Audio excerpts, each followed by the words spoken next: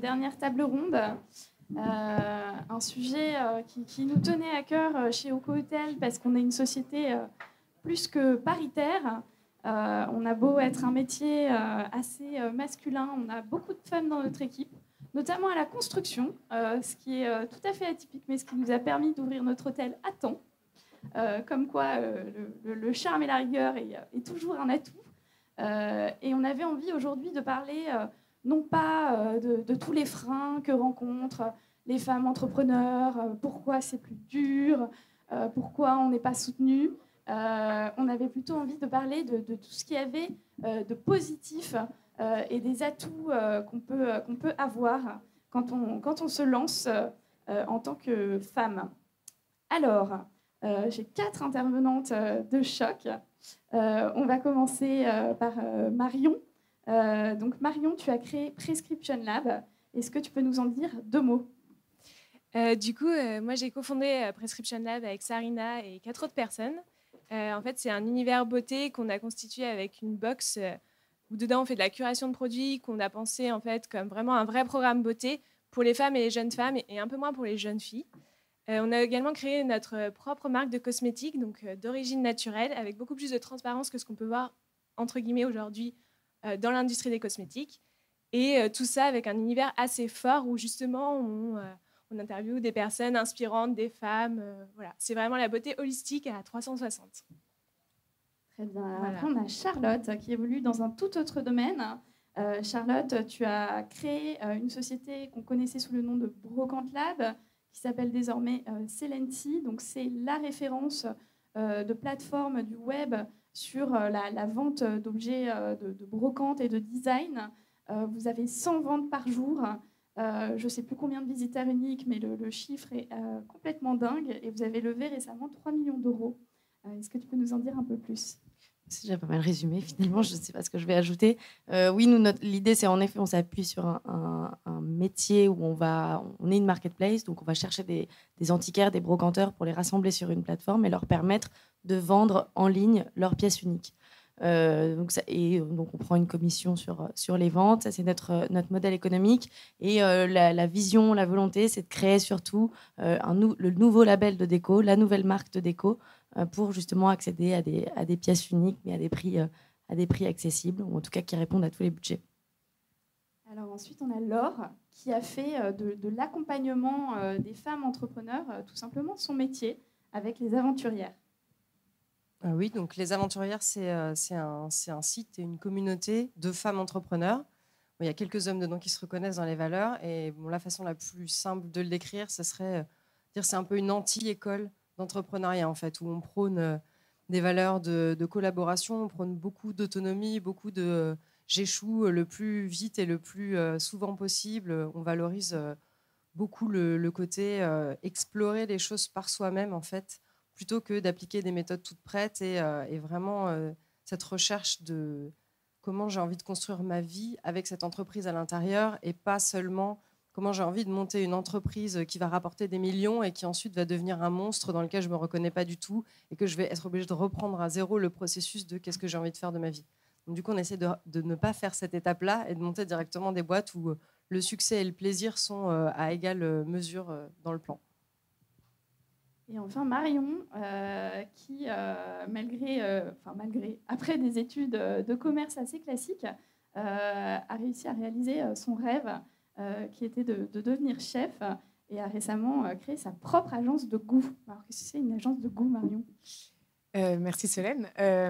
Effectivement, j'ai voulu combiner la double compétence dans le sens où je venais d'un parcours business et j'ai toujours été passionnée de cuisine depuis que j'avais 2-3 ans, mais arrivé au moment de faire ces études, il n'était pas vraiment possible de faire ça vis-à-vis de mes parents qui m'ont dit non mais l'école hôtelière, tu ne vas pas en faire grand-chose ma fille.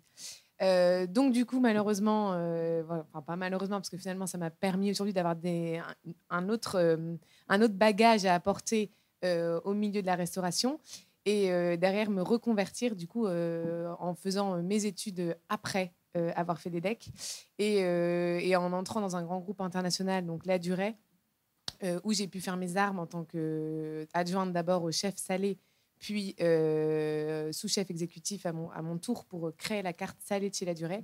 en apportant du coup du business à la cuisine, puisque finalement, il faut savoir combien ça coûte dans nos assiettes, comment on va le traduire en anglais pour pouvoir former toutes nos équipes à la même carte partout dans le monde, puisque c'était un groupe international. Je me suis positionnée ainsi et j'ai voulu faire de ce métier une agence de conseil culinaire qui s'adresse donc à des entrepreneurs food, donc aussi bien des gens qui ont déjà leur restaurant, qui ont besoin de se repositionner sur les tendances d'aujourd'hui, ou avoir des cartes adaptées, ou en tout cas qui marcheront mieux à ce qu'ils font, ou des personnes qui veulent se lancer sans forcément avoir un chef en interne, et avoir donc quelqu'un qui s'occupera de reproduire des recettes qui sont calées de A à Z, donc avec la création des fiches techniques, une formation avant l'ouverture, un support à l'ouverture par mon intervention. Et parallèlement à ça, j'ai écrit un livre de cuisine et je fais beaucoup dans l'édition. Je tiens un blog qui s'appelle Marion à découvert, sur lequel je partage mes adresses, mes recettes à Paris et ailleurs. Voilà. Vaste carrière pour une personne. Je ne sais pas comment tu fais tout en une journée. Alors, pour commencer, une question hyper large. De votre expérience, qu'est-ce qui a été un atout dans votre démarche d'entrepreneur au féminin ? Peut-être Charlotte, tu peux commencer. On a évoqué ce double management, puisque tu diriges ta société avec ton compagnon. Ouais.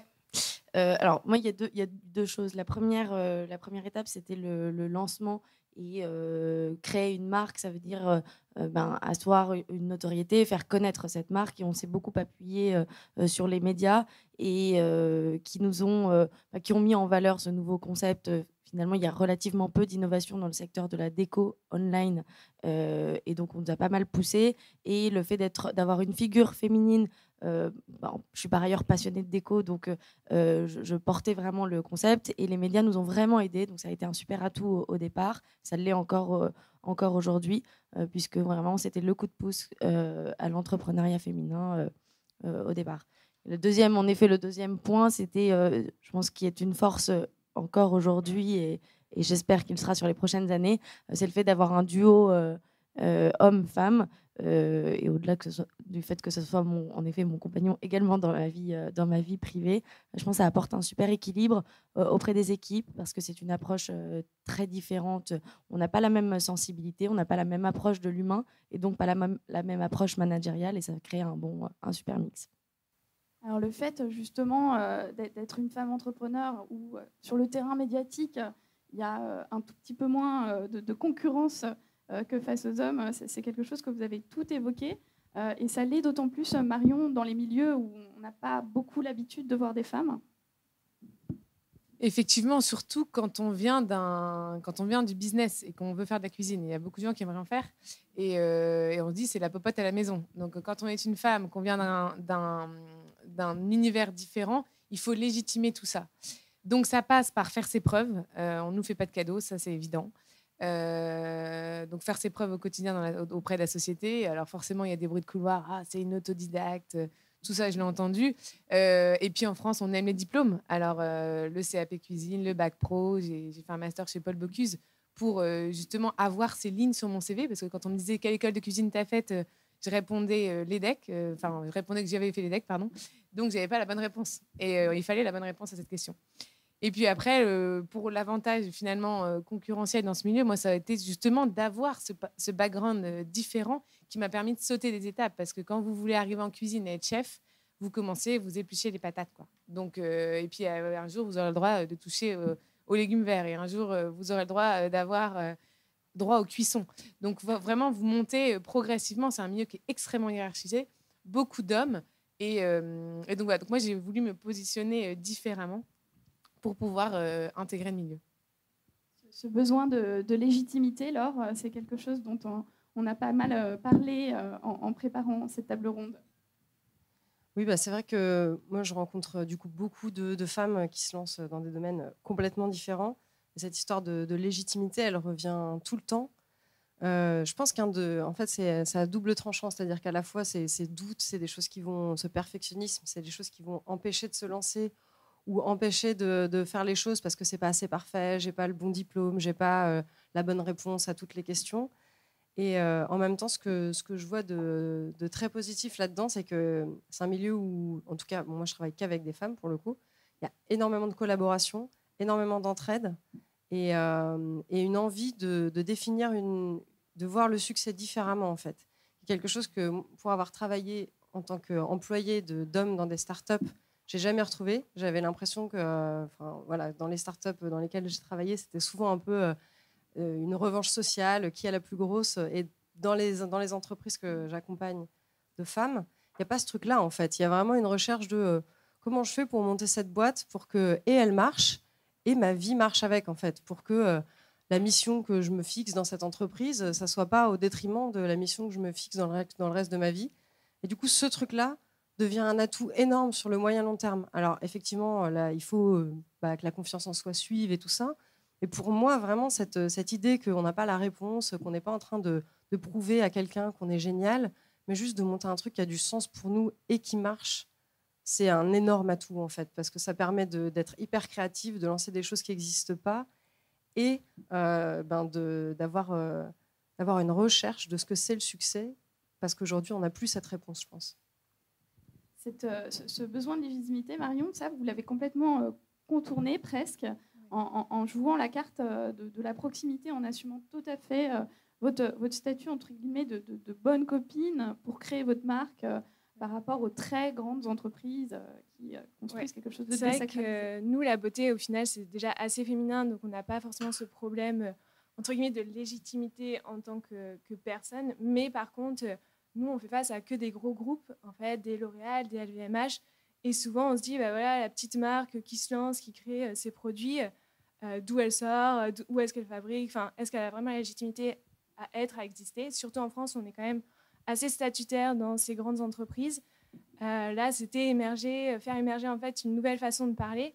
Nous, effectivement, on a plutôt un discours assez de proximité, de transparence avec nos abonnés. Et ça fait tout de suite un peu, entre guillemets, ça bouge un peu les lignes. Nous, on est 5 filles, donc on est assez différentes. On a entre 25 et 40 ans. On leur parle comme effectivement à des bonnes copines, mais en étant beaucoup plus clair. Donc on s'est un peu abrogé de tous ces discours marketing de marketeurs assez standardisés qu'on a dans la beauté, ou ce que je disais à Solène, où on dit souvent plus 40% d'éclat, moins 70% de rides. Nous, on n'est pas du tout dans cette optique-là.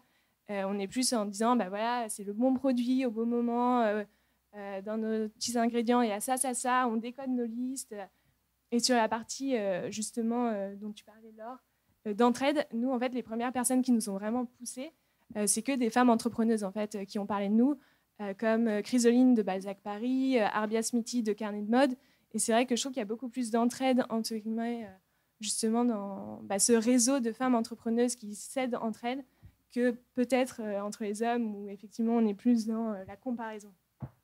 C'est quelque chose que tu as vécu également, Charlotte. Tu me disais que tu as eu des cercles, notamment dans la tech, parce que vous n'êtes pas très nombreuses, qui t'ont ouvert leurs portes.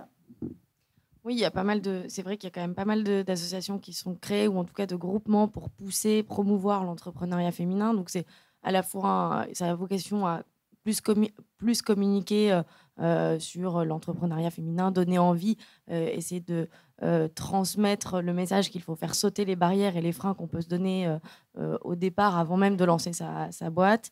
Et puis, il y a des réseaux tout simplement d'entraide pour échanger sur les bonnes practices, comment gérer sa vie perso, sa vie pro, comment équilibrer tout ça, comment donner du sens, pour reprendre ce que disait Laura, et arriver à avoir une vision, à écrire une vision long terme. Oui, il y a pas mal de réseaux et je pense que ça a été un super soutien. Voilà, c'est un tout. Un petit coup de boost. On parlait tout à l'heure de communication, de la façon dont les femmes positionnent leurs entreprises et un petit peu leur signature. Laure, je sais que c'est ton sujet de prédilection. Est-ce que tu peux nous en dire un peu plus ? Oui, en fait, quand j'ai créé cette boîte, je me posais beaucoup de questions et moi aussi j'étais piégée dans j'ai pas la bonne réponse, donc j'y vais pas à fond, quoi. Et notamment cette histoire de niche. Je pense que vous avez fait des écoles de commerce, donc vous voyez bien. Moi, je venais pas de ce monde-là, j'ai appris sur le tas et tout le monde me disait il te faut une niche, il te faut une niche et tout. Bon, ok, il me faut une niche. Je trouvais pas ce truc-là, j'étais hyper frustrée et ça m'empêchait vraiment d'aller de l'avant parce que je pouvais pas être intuitive, j'avais pas de niche, quoi. Donc j'avais pas le droit d'avancer, j'avais pas de niche. Et à un moment j'ai réalisé que ce que j'avais envie, c'était pas d'attirer une CSP en particulier. J'avais pas envie d'attirer une femme d'un certain âge qui a son chien et son mari et entre 1 et 2 enfants et demi et qui vit dans son pavillon. J'avais envie de parler à des femmes qui comprennent cet esprit d'aventure, qui ont envie de monter des entreprises où le succès et le plaisir vont ensemble. Parce que c'est pas des choses qui, même si là on a l'air de dire les femmes, les hommes en général, bon voilà, il y a beaucoup de nuances dans tout ça. Et j'ai découvert ce que j'ai créé ensuite et déposé qui s'appelle la signature émotionnelle et qui est en fait une façon de positionner une marque, une entreprise qui est complètement différente et qui, au lieu de partir de qui sont les personnes que j'ai envie de trouver mon client idéal, se dire quel univers émotionnel j'ai envie de créer et les personnes vont se reconnaître dans cet univers émotionnel. Et ça marche en particulier avec les gens qui font des choses très diverses, qui n'ont pas envie d'attirer un seul public ou qui se disent mais si je fais un client idéal, il ne reflète pas du tout la diversité. Moi, j'ai des femmes qui ont de 18 à... La plus âgée, elle a un peu plus de 60 ans.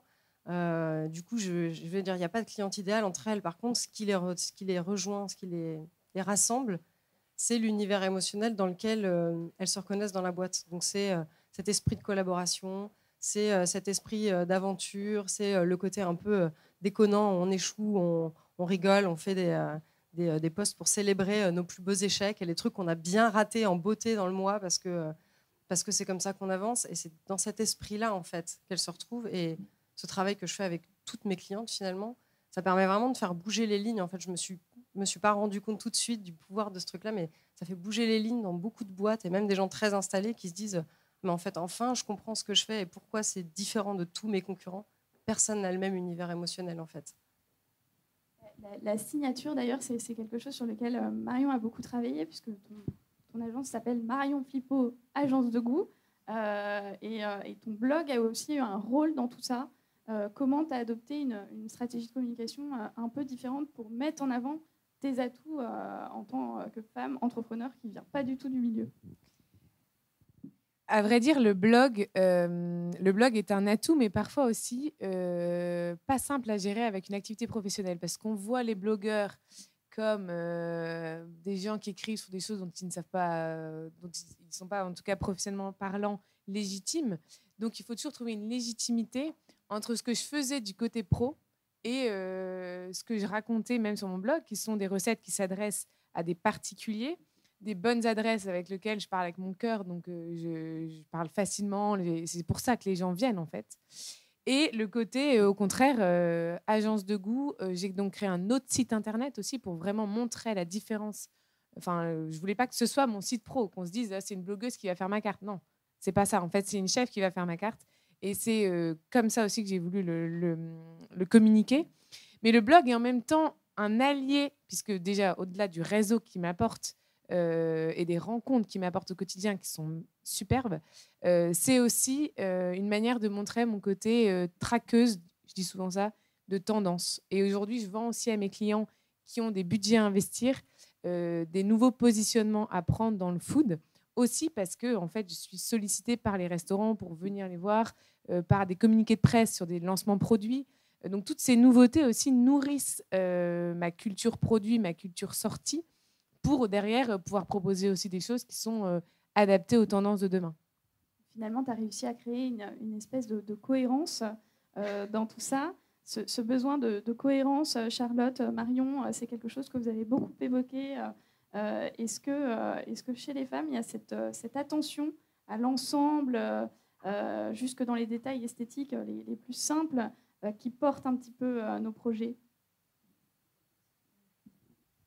Nous, en tout cas, quand on a commencé à créer Prescription Lab, on a réfléchi entre guillemets à ce que nous, on voulait aussi recevoir. Il y a c'est un marché qui est déjà concurrencé pas mal, les box. Après, nous, on voulait un univers beaucoup plus épuré, beaucoup plus dans l'air du temps. En fait, on s'est rendu compte que oui, tout ce qui est esthétique, hyper important. Là, j'ai ramené quelques box, vous pouvez regarder après, mais nous, on est assez minimaliste. Aussi bien dans le design, dans notre magazine, etc. Et sur nos produits cosmétiques, on a fait très attention à ce que ce soit hyper clair aussi. C'est-à-dire que c'est simple, mais vous avez, entre guillemets, toutes les informations essentielles. Nous, on a des abonnés qui nous ont dit c'est un peu la première fois que je comprends un peu ce qu'il y a derrière mon pot de crème, en fait, où je comprends que, OK, il y a tel et tel ingrédient et ça sert à ça, point. et on ne fait pas de fausses promesses. Et c'est vrai que parfois, on s'attache à vouloir faire trop, et en fait, faire moins, c'est parfois un peu mieux.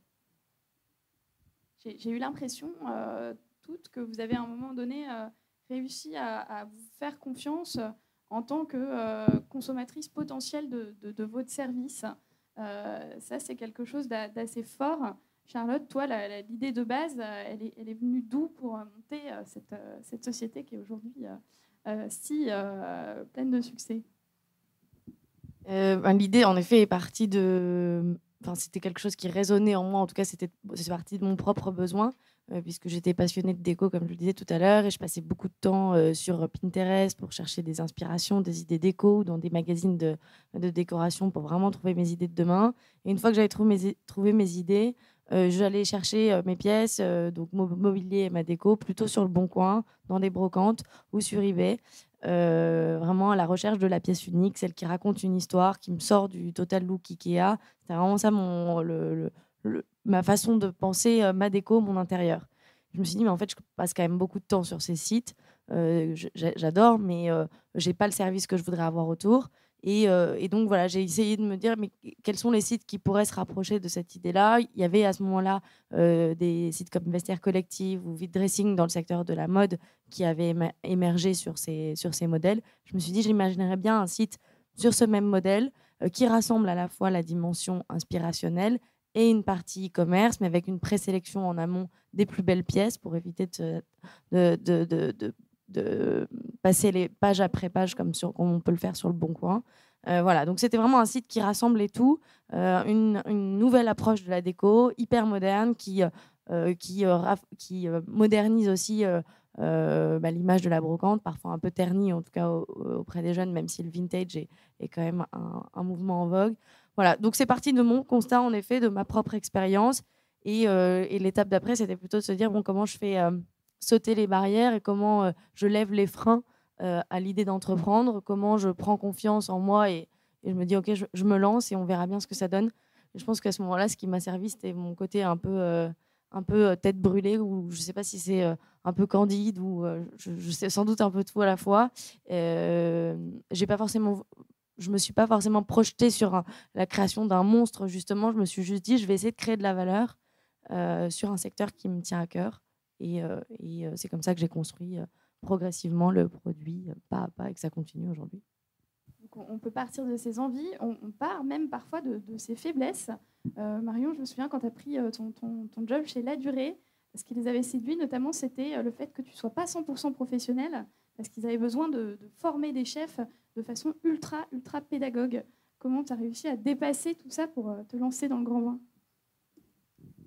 Effectivement, chez La Durée, ce qui se passe, c'est qu'il y a donc une carte qui est commune à tous les restaurants. Donc, on ne demande pas à nos chefs d'être créatifs. On leur demande d'être des reproducteurs. Donc, cette philosophie de chef, c'est une philosophie de chef qui est très bien, un peu métro, boulot, dodo, quoi, je pourrais dire. Là où on avait un chef créateur qui savait très bien ce qu'il voulait, qui était un ancien chef étoilé d'un restaurant traditionnel français, qui m'a vu arriver avec mon premier livre de cuisine qui s'appelle L'Audace me cuisine, avec des idées un peu innovantes, qui s'est dit, je vais te prendre sous mon aile, on va créer ensemble la carte, tu vas te planter devant moi, je vais te rectifier devant moi, tu vas faire les erreurs que nos chefs seront capables de faire, donc tu auras la légitimité derrière d'aller les voir et de leur dire, non, c'est pas comme ça qu'il faut faire, moi aussi je me suis plantée.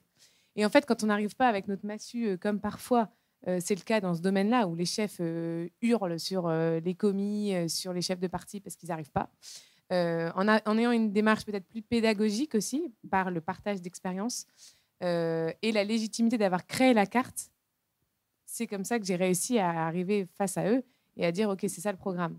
Donc, à force de faire ces formations, parce qu'il y avait 4 cartes par an, donc je fais 4 ans chez La Durée, donc 16 cartes, forcément, on a adapté nos formations pour pouvoir être de plus en plus écoutés, plus efficients aussi. Lors de sessions de formation face à des chefs qui, au départ, effectivement, étaient réticents à voir une nana arriver qui venait d'ailleurs. Partir parfois de ses faiblesses, Laure, c'est le parcours que tu as rencontré chez certaines femmes entrepreneurs que tu accompagnes. Oui, puis c'est même le mien, en fait, parce que quand j'ai monté cette boîte, J'étais à un niveau de nervosité et de bout de ma vie qui faisait que je ne pouvais plus trop prendre les transports, en tout cas pas pour aller très très loin. Et sortir de chez moi, c'était faisable, mais il fallait que j'ai un point de repère facile et tout. Donc j'étais une petite boule de stress, quoi. J'avais vraiment besoin d'avoir une base. Et évidemment, quand on dit aux gens, bon bah voilà, je vais monter ma boîte, donc en fait, je peux pas prendre un métro, mais je vais monter une boîte, t'inquiète pas, ça va bien se passer. Les gens me disent, ah oui, parce qu'aussi, j'aime pas me lever le matin, donc du coup, je dors beaucoup. Et ça n'avait rien à voir avec le stress, j'aime juste dormir. Et du coup, j'avais pas vraiment ce profil un peu de l'entrepreneur sur qui on a envie de miser tout de suite. On se dit, elle, on sent qu'elle va réussir. Elle peut pas à peine sortir de chez elle et elle dort 10 heures par nuit, ça va être super. Elle va monter une boîte qui va cartonner. Et en fait, le fait d'avoir eu ça aussi, ça fait que je sais qu'il y a beaucoup de filles quand je raconte cette histoire, et je la raconte volontiers parce que l'entrepreneuriat m'a aussi permis de dépasser ça. Simplement, j'ai trouvé une place dans laquelle j'étais bien, donc je pouvais reprendre de la place même physiquement. Je vois que par exemple, les filles, on est toutes les jambes croisées, souvent les bras un peu comme ça, on ne prend pas de place, quoi. On a le cliché des mecs qui écartent les jambes dans le métro, mais en fait, nous, on a aussi le cliché de prendre le moins de place possible. Et finalement, cette entreprise... au moment où je l'ai montée, effectivement, j'étais quelqu'un qui pouvait plus prendre beaucoup de place. Et ça m'a permis d'explorer plein de choses que j'avais envie de faire, de dépasser. En fait, j'avais pas le choix. J'étais obligée d'écouter le plaisir, quoi. J'étais obligée d'aller là où ça me fait plaisir, d'explorer les sujets qui me font plaisir. Dès que dans mon emploi du temps, il y a trop de choses aujourd'hui, j'annule la moitié parce que c'est trop. J'ai besoin d'espace. J'ai envie qu'il y ait de l'espace. J'ai envie qu'il y ait de la place pour créer. Et toutes ces choses-là, le fait que je ne travaille pas le matin, par exemple, le vendredi, normalement, je fais une exception pour Solène, mais normalement, je ne travaille pas le vendredi non plus, c'est des choses que j'ai mis en place parce que je sais, en fait, je sais ce que ça donne quand je pousse le bouchon trop loin, je sais ce que ça donne quand oui, je suis capable de bosser comme un sauvage ou comme un taureau et tout. J'ai vu que ça m'amenait assez rapidement, ce n'est pas très intéressant. Par contre, je sais aussi quelle qualité de travail je donne quand j'ai la place pour développer ça, quand j'ai la place pour faire beaucoup de recherches, et pour travailler sur mes sujets. Et l'idée d'anti-école, c'est aussi ancré dans tout ce qu'on voit aujourd'hui en pédagogie pour les enfants. On se dit, tiens, mais en fait, les obliger à s'asseoir 8 heures par jour en leur imposant de changer de sujet toutes les heures, c'est peut-être pas une super bonne idée. Et moi, quand j'ai vu ça, je me suis dit, amen, mais qu'est-ce qu'on fait des adultes qui sont déjà sortis de l'école? Comment on fait pour les libérer? Comment on fait pour libérer leur génie à eux, alors qu'ils ont gardé des réflexes de bons élèves qui aujourd'hui les empêchent de sortir tout ce qu'ils ont à sortir? Et c'est vraiment, en fait, tout mon parcours, et y compris jusqu'à ce moment qui n'était franchement pas le moment le plus happy face de ma vie, qui m'ont amené à créer ce que j'ai créé aujourd'hui et de la façon dont je l'ai créé.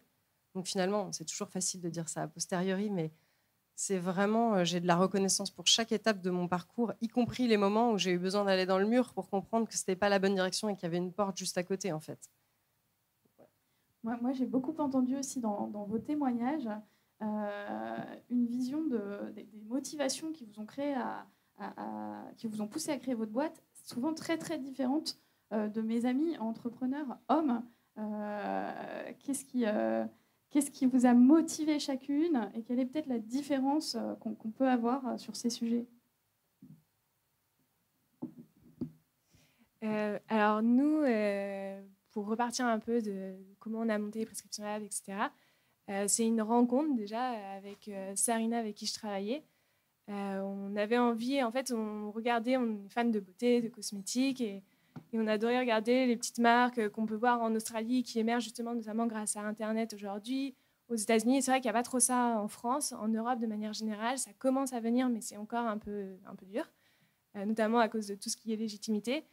Et du coup, on a commencé à avoir cette idée, etc. Sarina est tombée enceinte.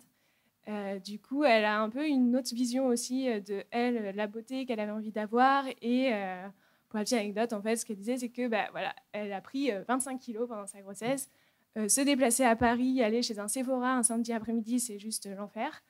Déjà, quand on n'est pas enceinte, c'est l'enfer, donc imaginez. Et du coup, elle s'est dit, non, mais en fait, c'est pas possible. OK, il y a des box beauté sur le marché, mais c'est beaucoup trop girly. Enfin, c'est pas du tout ce que moi j'ai envie, c'est des échantillons. C'est pas forcément quali. Moi, j'aimerais que d'avoir une curation de produits qui arrive directement chez moi et voilà, avec laquelle je peux me faire plaisir. Et c'est comme ça qu'on a commencé à réfléchir ce côté box et du coup marque cosmétique complètement digital, parce que voilà, c'était un peu des envies qui se rencontrent. Et en fait, on a un peu créé ce que nous, on avait envie de faire de façon un peu égoïste.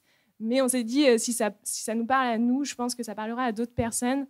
On est quand même une génération qui a envie de beaucoup plus de transparence. On a une génération qui a quand même envie de tester plein de nouvelles choses. C'est pas pour autant que on consommera peut-être toujours des produits Dior, L'Oréal, etc. Mais on a peut-être envie aussi d'autres choses, de nouvelles façons de communiquer sur la beauté, de nouvelles textures. Et c'est comme ça en fait que nous, on a commencé à créer ce concept.